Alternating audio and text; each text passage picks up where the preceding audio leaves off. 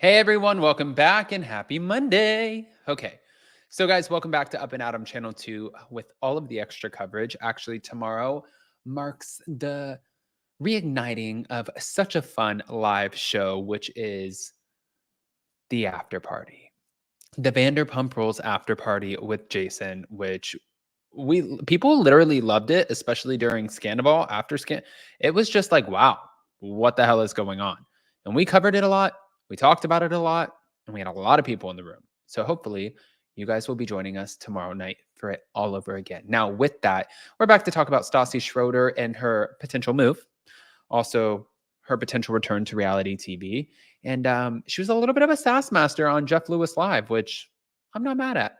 So smash that like button. If you're not subscribed, get subscribed. Don't forget to hit that notification bell. And here we go.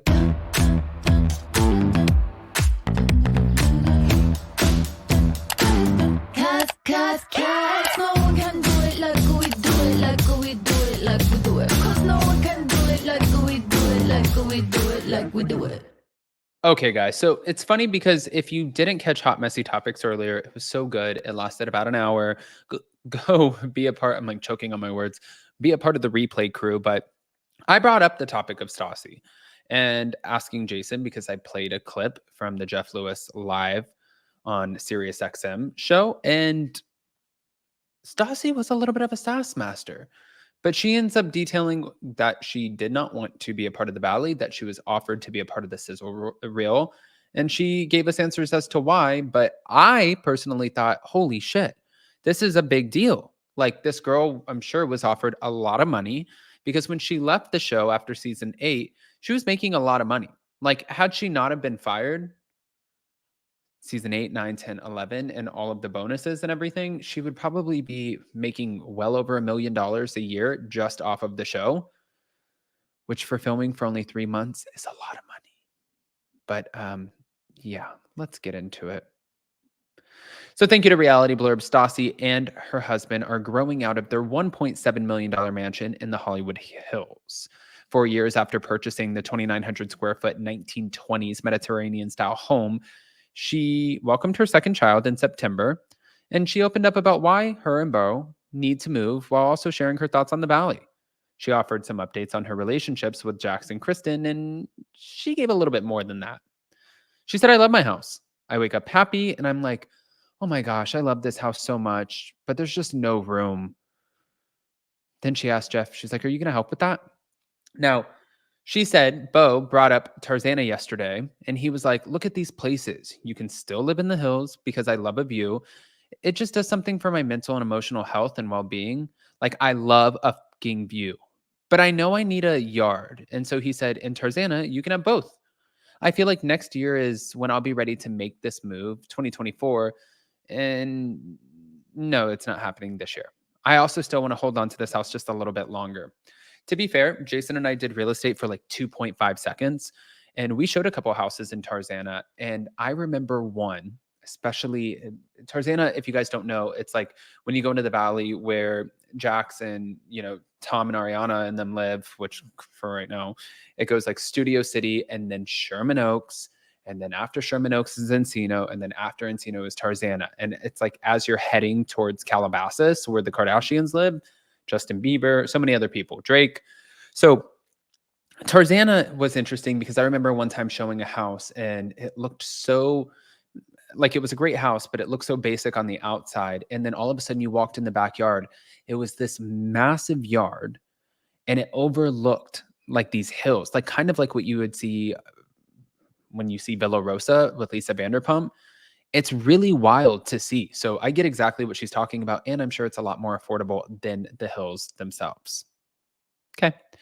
While Stassi may be considering moving to the Valley, that doesn't mean that she's open to joining a future season of the Valley, which is Vanderpump Rules' latest spinoff. She said, no, no, no. I know what I'm doing. Trust that I have a vision for myself and my life and a vision for what my family's life is going to be like. And it doesn't fucking involve the Valley. The Valley, it's just like Vanderpump Rules all over again. People betraying each other. It's not my vibe. She said, I'm good right now. But I don't think that reality TV is over for me. I think at some point there will be something that aligns with where I'm at. And I feel good about it. And I want to do it.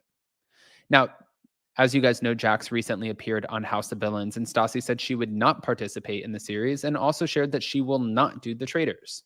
She said, I don't want to do House of fucking Villains. No one's listening to me. So she started yelling because this is where she's at. I'm wondering what MJ's thinking. As you guys know, that's MJ from Shaws of Sunset. She was trying to, like, Jeff would challenge her on everything that she was saying, and Jeff would be like, well, how do you know you wouldn't be friends with them? She's like, I just know. He's like, well, maybe you would have become friends with them. She's like, I don't want to become friends with them. He's like, well, maybe you could have tried. I don't want to try. He's like, well, maybe the show would have been a little bit different. She's like, no, it wouldn't have. How do you know? Because I know what they do. I know their lifestyle. So she was literally just combating back and forth with every fucking thing that he had to throw at her. And it made me remember, it kind of like reminded me why Stassi is such polarizing TV. Like, she just doesn't give a shit. I remember there was one time, and I've said this, I've talked about this before on my main channel, but there was one time where I was clocking into work at Sir. I was a host, and she was filming on the outside. Producers had her out back and they were miking her up and they wanted her to go in and have a conversation with somebody. She said, I don't want to do that. And they're like, no, we need you to do that. And she flipped her shit. She lost it. And she's like, I'm not doing this shit. Like, it took off her mic. She was just absolutely not doing what the producers were trying to make her do. She wasn't a producer's darling at all. She did what she wanted to do. I'm sure she still knew what the job was and she knew how to deliver the lines and everything else, but she wasn't going to sit back and like have somebody make her do something she don't want to do. And obviously it's worked out well for her and it's carrying into her life now, because even being offered, I'm sure, a 6-figure massive deal to be on the Valley, she's still like, no, absolutely not. I'm still not doing it. Okay. Oy, oy, oy. When Jeff then requested the tea about the Valley, Stassi declined, saying, it's not my place. I'm not involved. And she complained about all of the questions that she was getting about the topic. She said, when am I going to be able to move past people asking me about Vanderpump in the Valley? Honestly, it's going to go on. I'm preparing myself for a full year because then it's fair. People are wondering. I understand, but I haven't been a part of this world for 4 years. So years after being fired from Vanderpump for her racist behavior, Stassi said that she's no longer close with Jax or Kristen. Also saying no when she was asked about Jax, Stassi confirmed she's also not close with Kristen.